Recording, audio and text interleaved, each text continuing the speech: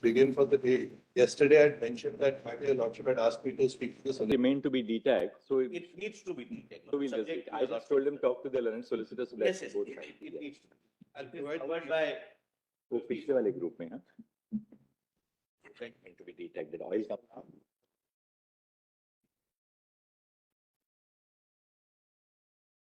I'm waiting.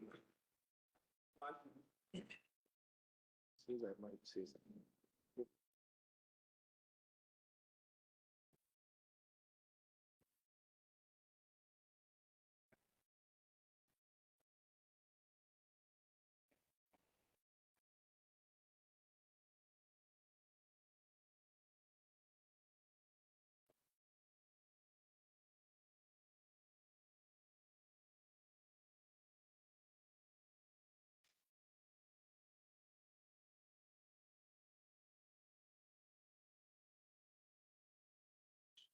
Your Lordship, please. This volume 2F is my another brief note submissions. I wouldn't take more than 10 minutes. And before I do that, I thought there's another volume 4D, which I did not refer to the other day. We don't have that. It's just volume 4D is a text, except of a book on meaning of meaning. It's about linguistics. I have placed chapter 6 for a interesting reading so that we understand sometimes about definition, how we have some issues. I don't propose to read it at great length. There are a couple of pages, I may just draw your Lordship's attention to that. Before I come to that, let me take your Lordship to volume 2F. We did a little research on the colonial period understanding of intoxicating liquor.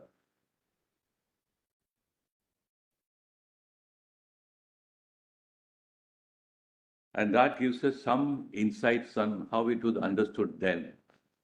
So let me quickly read a few paragraphs of my written note. In the first part, I say that the use and recognition of use of alcohol liquids for other than potable purposes has been a subject matter of discussion during the colonial period. The literature available on this subject gives us insight as to the distinction between classes of alcohol with reference to their uses. It's submitted that entry 8 is based on the said distinction. The literature plays along with this note show that there is nothing in support of the proposition that intoxicating liquor was understood to include all classes of alcohol liquids. Matters of trade and commerce, supply and distribution, etc., referred to in entry 33, or in relation to the products of an industry under the control of the Union. The nature and extent of trade and commerce, etc., will differ from product to product. Clause A of entry 33 of list 3 came in by third constitutional amendment.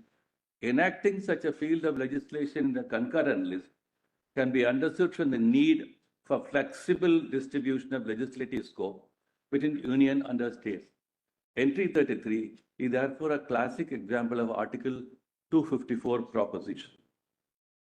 Once it is understood that neither entry list 2, whichever way it is construed, and keeping in mind entries 26 and 27 of list 2, which are subject to provisions of entry 33, laws made by Parliament under the authority of the two branches, namely entry 50 list 2 and entry 33, will occupy the declared field. The use of the phrase "that is to say" occurring in entry 8 only refers to the range of activities concerning one class of alcohol, namely intoxicating liquor, and is not referable to other classes of liquor, trade, commerce, supply, distribution. These are all activities. The approach adopted in Calcutta Gas based on resolving conflicts between entries in the same list does not appeal to logic. The mere fact that entry 25, gas and gas work, is treated as a distinct entry does not mean that any part of dealing with gas and gas work cannot even conceptually fall under entries 24, 26, and 27 of list 2. The emergence and use of gas processes and industries related to such use can be the only reason for a special attention to be paid to gas and gas works. The logic applied in Calcutta Gas cannot be extended to entry 8, list 2. Now go to the literature in the subject. Let's kindly turn to paragraph Part 2. 3. It submitted India the use of alcohol for industrial purposes and regulation for both subsequent to use and regulation of alcohol for the purpose of intoxication. To understand the regulation of liquor in India, it needs to be understood that colonial laws of the 19th century were guided by twin objects of generating revenue on the one hand and checking intemperance of people towards safeguarding their morality. The reference is available at footnote number 2. The said purpose of the Akbari Acts, for instance, the Bombay Akbari Act, can be evinced from the contents of the reports on administration of the Abkari Department of the Bombay Presidency, Sindh and Eden. For instance, para 6 of the report of 1880-81 notes progressive increase in Abkari revenue, which is accompanied by decrease in drunkenness.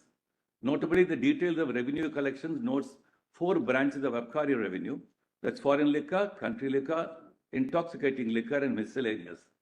That submitted that even though all categories of liquor were considered consumable, intoxicant liquor was considered a separate class of liquor that is ordinarily and regularly consumed, which is administered and monitored separately.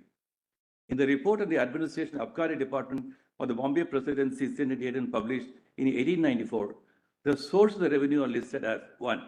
The principal source of Abkari revenue on this presidency are A. Manufacture and sale of country liquor, which term is for the present purpose to be understood as exclusive of malt liquors brewed in India, and the special descriptions of liquors referred to under clause B below.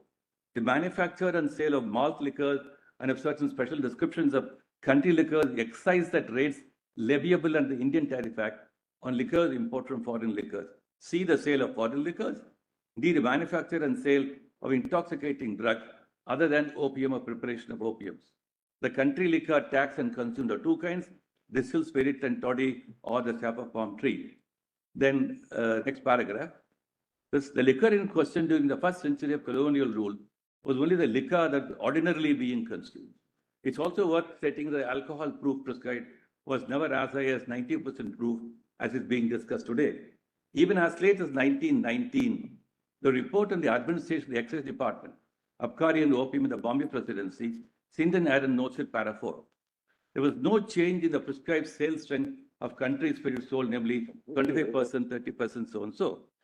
The policy discouraging the consumption of stronger spirit was further pursued by the restriction, where feasible, of additional shops.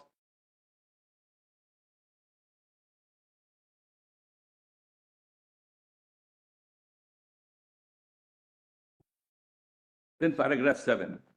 It was at the turn of the century that alcohol achieved a different dimension.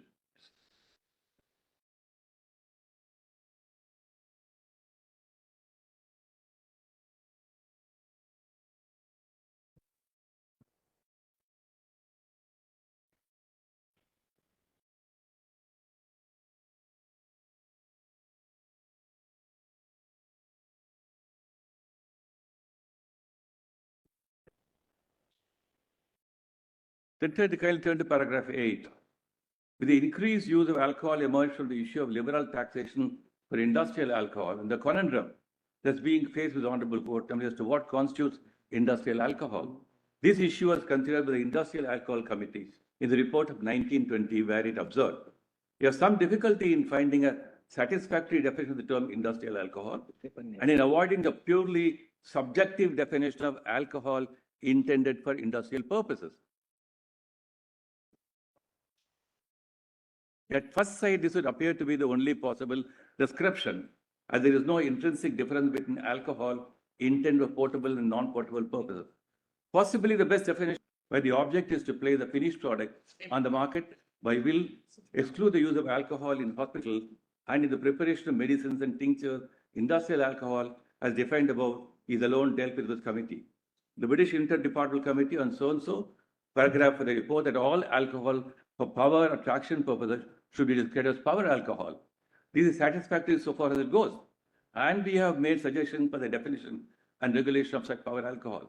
At the same time, they suggest the term industrial alcohol is unsatisfactory on the ground that some sections of the community believe it to be alcohol for the working man. Such misapprehension is not likely to arise in India. Power alcohol is a subdivision of industrial alcohol, and we see no reason to abandon the logical classification. The report also made certain recommendations for preparation, transport, and taxation of power alcohol, that is industrial alcohol, used for fuel or motor vehicles. Then paragraph 5, the report, the final report of it. All local governments should be required to revise the rules regarding other forms of industrial alcohol so as to clearly discriminate from alcohol intended for portable purposes and to provide for grant of special licenses for experiments in the production and use of alcohol, for the use of rectified or specially denatured spirit in industries, and they should also bring the rules into conformity in various minor matters, especially as regards denaturation test, the permissible quantities of private possession and the retail strength of ordinary denatured spirit. So that gives us a very important insight as to the pre-colonial understanding and how it has not